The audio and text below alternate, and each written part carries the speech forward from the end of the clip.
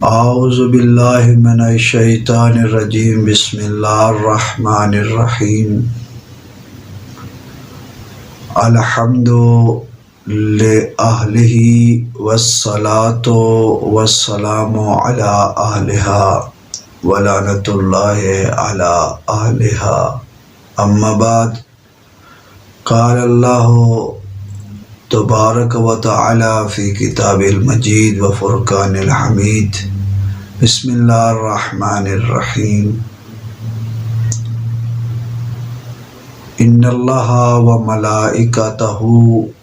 یصلون علی النبی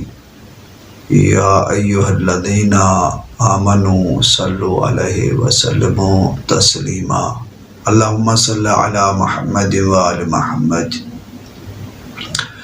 جیسا کہ ہماری گفتگو چل رہی تھی آیہ کریمہ کے متعلق کہ اللہ نے حکم دیا ہے کہ درود پڑھو نبی پر جس طرح اللہ اور اللہ کے ملائکہ درود پڑھتے ہیں۔ الی آخر ہی گفتگو ہوتی رہی تو نقصان یہ تھا کہ جو انسان درود نہیں پڑھتا محمد و آل محمد پر وہ اللہ کی رحمت سے دور جاتا ہے، وہ محمد و آل محمد سے جفا کرتا ہے اور اللہ نے اسے شقی قرار دیا ہے، اور قیامت کے دن وہ اپنے نامہ اعمال کے لیے نیکیوں کے لیے حسرت کرے گا۔ لیکن یہ ایسا عمل تھا جو عمل کرنے کے ساتھ انسان کو نہ حسرت کرنی پڑے گی اور نہ ہی اللہ کی رحمت سے دور ہوگا، نہ ہی جنت سے بھٹکے گا۔ تو اس ضمن میں آج گفتگو کرتے ہیں کہ درود پڑھنے کے فائدے کیا ہیں۔ ایک یہ واضح ہے کیونکہ اللہ کی اتباع ہوتی نہیں، کیونکہ اتباع فعل کی ہوتی ہے اور معصوم علیہ الصلوۃ والسلام کی اتباع ہے، اور اللہ کی اطاعت ہے، یعنی اس کے قول پر عمل کرنا، اس کے فرمان کو قبول کرنا، اسے اطاعت کہتے ہیں۔ اور فعل جس طرح معصوم نے فعل انجام دیا ہے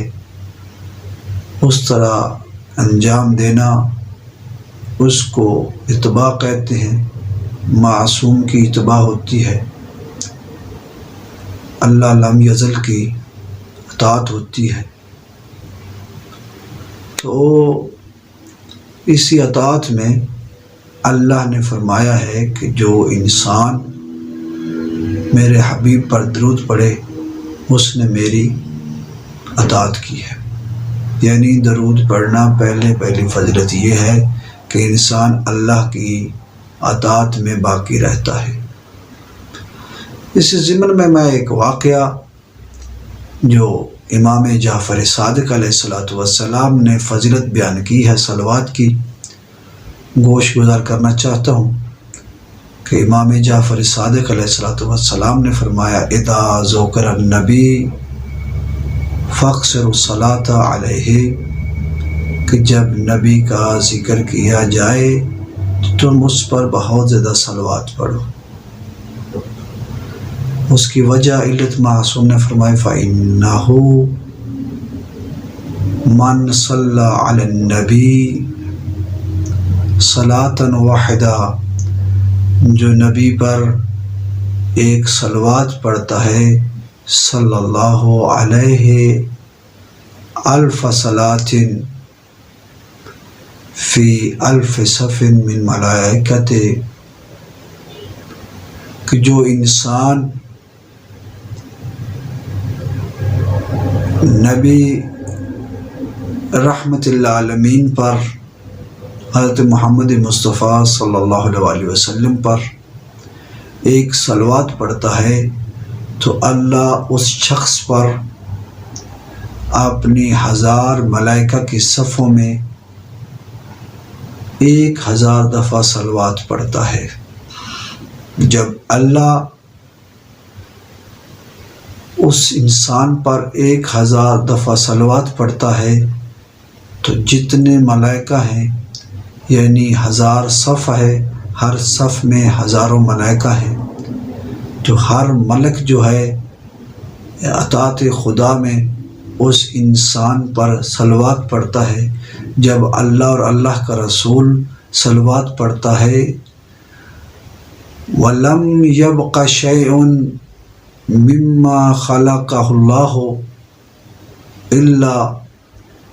صَلَّى عَلَى الْعَبْدِ، کہ جس چیز کو اللہ نے خلق کیا ہے وہ ہر چیز اس انسان پر درود پڑتی ہے، لصلاۃ اللہ و صلاۃ ملائکتہ۔ کہ وجہ کیا تھی؟ کیونکہ جب وہ مخلوق دیکھتی ہے کہ اس پر اللہ اور اللہ کے ملائکہ درود پڑھ رہے ہیں تو معصوم فرماتے ہیں پہلا فائدہ یہ ہے کہ جس نے اللہ کے نبی پر صلوات پڑھی ہے، اللہ کے نبی پر درود پڑھا ہے، تو دنیا کی کوئی ایسی چیز نہیں ہے، اگر اس کو شمار کیا جائے تو بہت زیادہ وقت لگتا ہے۔ زمینوں کا خلق کیا، آسمانوں کو خلق کیا، ہوا کو خلق کیا، چرند کو خلق کیا، پرند کو خلق کیا، بلکہ ہر چیز جس پر لفظ چیز ثابت آتا ہے، جس پر لفظ شے ثابت آتا ہے، اللہ نے اس کو خلق کیا ہے۔ جو مخلوق ہے اس انسان پر صلوات پڑتی ہے، تو پھر معصوم نے فرمایا وَمَن لَّمْ يَرْغَبْ فِي هَٰذِهِ، جو اس برکت، اس فیض، اس کثرت میں، اس عمل کریم میں رغبت نہیں رکھتا، باری اللہ منہ ورسولہ واہل بیتہ، تو اس انسان سے اللہ بھی بری ہے، منزہ ہے، اور اس کا رسول بھی، اور اس کے رسول کی اہل بیت جو ہے وہ سب کے سب اس سے بری ہیں، کیونکہ فَإِنَّهُ جَهْلٌ مَغْرُورٌ، وہ جہل بھی ہے، فقط جہل نہیں ہے بلکہ متکبر ہے، مغرور ہے، اور نہ اللہ کو اس کی ضرورت ہے، نہ محمد و آل محمد کو اس کو ضرورت ہے۔ وَالْحَمْدُ لِلَّهِ رَبِّ الْعَالَمِينَ۔